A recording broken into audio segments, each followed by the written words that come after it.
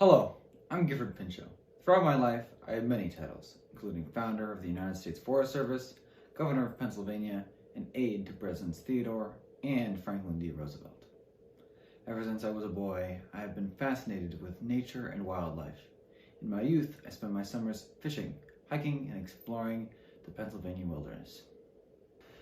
After graduating from Yale and the French National Society of Forestry, I managed several forests on the East Coast until in 1898 I was appointed head of the Division of Forestry, a subdivision of the Department of the Interior. During this era, I faced an intense uphill battle against two groups: those who sought to completely destroy national forests and those who wanted them to be completely untouched.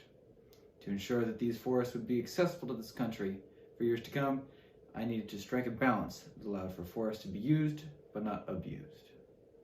When my dear friend Theodore Roosevelt was elected president in 1901, we established the United States Forest Service. Because of a complete lack of regulation of logging in the West, Theodore and I had to work tirelessly to prevent the timber industry from devastating our nation's forest.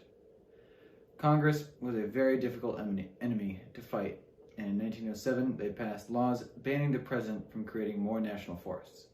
When President William Taft came into power, I remained the leader of the Forest Service, but because I no longer had a friend in the presidency, my influence was restricted greatly. With the departure of President Roosevelt, a tumultuous period began for me. In 1909, the Secretary of the Interior, Richard Ballinger, allowed mining to begin in highly contested territories in Alaska. This prompted Lewis Glavis, an official in the Department of the Interior, to come for me for help. A move that was necessary, but against protocol, because I was head of the Forest Service, a completely separate agency. I came to the aid of Glavis, and for months I publicly criticized Ballinger's mining operations, which I believed were sneaky and immorally shady. President Taft wanted to avoid any more controversy, and he fired me in 1910. At this time, my political beliefs shifted towards the Progressive Party, and I was a staunch supporter of President Theodore Roosevelt in his campaign for the presidency in 1912. After my good friend lost, I continued to fight. After the collapse of the Progressive Party, I ran as a Republican in Pennsylvania for Senate 3 times, but failed. For the next 10 years, I served several low-level forestry positions, including the leader of the National Conservation Association and chairman of the Pennsylvania Forest Commission. During this time period, I found love in Cornelia Bryce, an inspiring young women's suffrage advocate. Like me, she was a diligent public servant who valiantly waged many campaigns for the House of Representatives.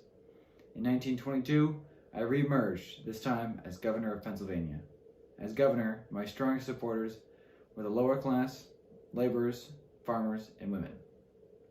My leadership notably turned a $32 million deficit that I inherited into a $7 million surplus. In my second term as governor, I combated the effects of the Great Depression by creating infrastructure projects, including the establishment of state parks and paving of roads.